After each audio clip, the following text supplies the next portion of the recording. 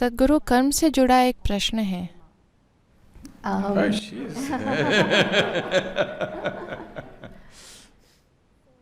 तो क्या अच्छे कर्म से बुरे कर्म कटते हैं? आपने आज क्या किया? मैं अपने बारे में नहीं पूछ रही हूँ, मानवता के बारे में। और क्या हमारे जीवन पहले से तय है या हम इसे कर्म से बदल सकते हैं? और अच्छे कर्म क्या होते हैं?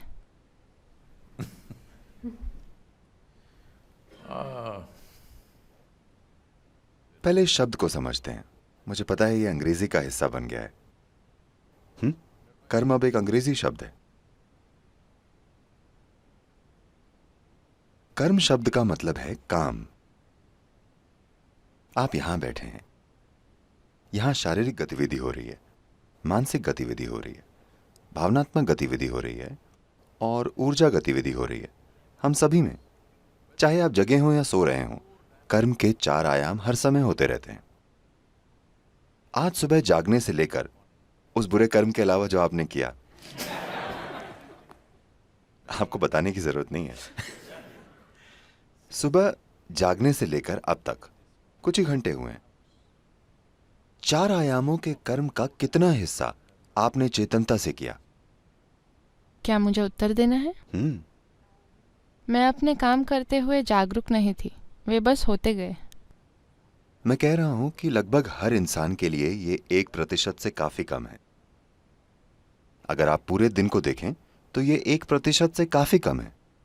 तो जब आपके 99% काम संयोग से हो रहे हैं या चेतनता में हो रहे हैं, आप बस ये कीजिए, आप यहां गाड़ी चलाइए। यहां ट्रैफिक काफी धीमा है, यहां ये प्रयोग करना सुरक्षित है।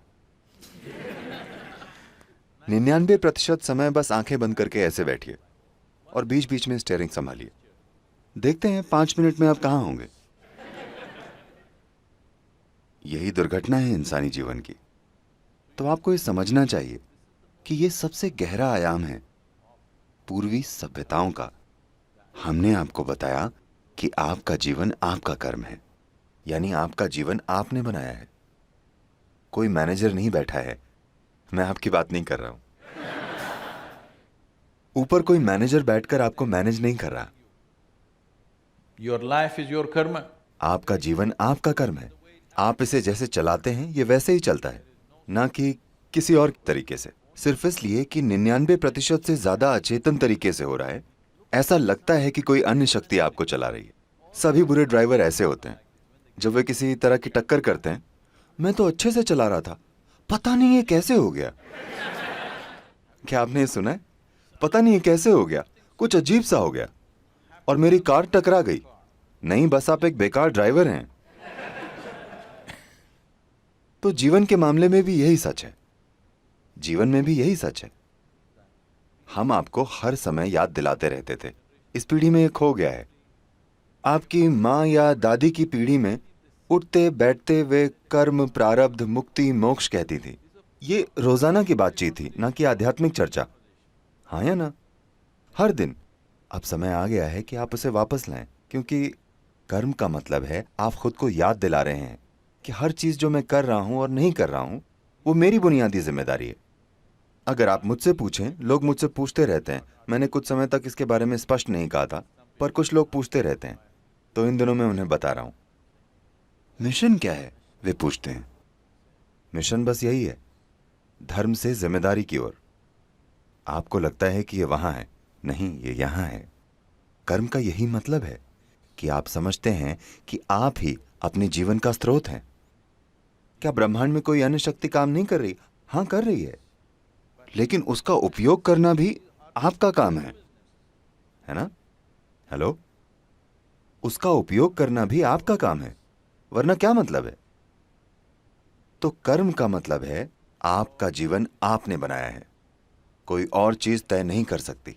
अगर आप अपना शरीर अपने हाथों में ले लें, मान लीजिए अपने भौतिक शरीर पर आपको कुछ महारत है, तो 15 से 20% जीवन और भाग्य आपके हाथों में होगा। अगर आप अपनी मानसिक प्रक्रिया को अपने हाथों में ले लें, 50 से 60% जीवन और भाग्य आपके हाथों में होगा। अगर आप अपनी बुनियादी जीवन ऊर्जा को अपने हाथों में ले लें, 100% जीवन और भाग्य आपके हाथों में होगा। हर युवा को इस आयाम की खोज करनी चाहिए, इससे पहले कि आप दुनिया में जाकर दूसरों को परेशानी दें। हाँ, ये बहुत महत्वपूर्ण है। लेकिन सुबह के बुरे कर्म को कैसे ठीक करें? आपको समझना होगा, कर्म कोई इनाम या सजा का सिस्टम नहीं है। ये बस आपके अंदर बची हुई याददाश्त है। हर चीज, हर विचार, हर भावना, हर काम, हर गतिविधि जो आप करते हैं, किसी रूप में इसमें रिकॉर्ड हो जाती है। ये याददाश्त एक रुझान बनाती है आपके लिए, क्योंकि इतनी ज्यादा याददाश्त इकट्ठा हो गई है। ये सॉफ्टवेयर की तरह You're है। writing unconscious software every moment. आप अचेतन सॉफ्टवेयर लिख रहे हैं हर पल। अगर आप यहां से वहां तक चलें, मैं कहूंगा यहां कम से कम 25 अलग अलग तरह की गंधें हैं। आप जागरूक नहीं हैं जब तक कि बहुत तेज गंध ना हो, किसी रूप में तेज सुगंध या दुर्गंध, तब आप ध्यान देंगे, वरना आप ध्यान नहीं देंगे। आप देखेंगे अगर एक कुत्ता आता है तो वो बस पता लगा लेता है आपने क्या किया है, क्या नहीं किया है, अच्छे और बुरे कर्म सब पता लगा लेता है। हाँ या ना? आप भी जागरूक हैं, आपका सिस्टम भी उसका बोध पाता है, क्योंकि आपका न्यूरोलॉजिकल सिस्टम कुत्ते के न्यूरोलॉजिकल सिस्टम से कहीं ज्यादा बेहतर है। क्या आप सहमत हैं? कुत्तों को पसंद करने वाले लोग, क्या ये ठीक है?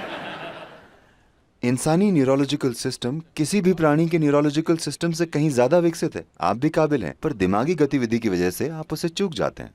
आप एक काम कीजिए, बस जाकर कुछ समय जंगल में रहिए। आप देखेंगे कि अचानक से आपके सूंघने की काबिलियत, आप सब कुछ जान जाएंगे। बस अपनी नाक को थोड़ा ऊंचा उठाकर, अपनी नाक उठाकर आप जान जाएंगे कि क्या आ रहा है और क्या जा रहा है। आप भारत के गांव में सुन सकते हैं, लोग कहेंगे आज बारिश होगी। आप समझे? कुछ नहीं है, ना बारिश, ना कोई संकेत, ना बादल, कुछ भी नहीं।